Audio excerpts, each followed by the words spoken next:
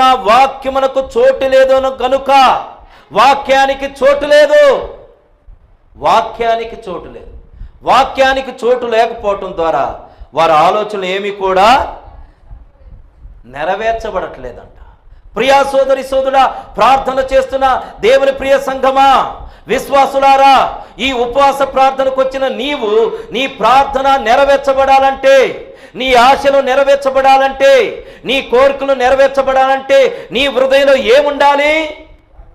వాక్యం ఉండాలి. హృదయంలో వాక్యం ఉండాలి.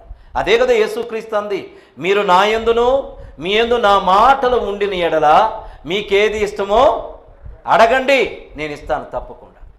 మీ హృదయ వాంఛలు తీరుస్తాను, మీ కోరికలు తీరుస్తాను. ఎంత చక్కని మాట అండి. దేవునితో సహవాసం చేసినప్పుడు, దేవునితో సహవాసం కలిగి ఉన్నప్పుడు ఆయన మనం ప్రార్థన చేసింది ప్రతిదీ కూడా నెరవేరుస్తాడు.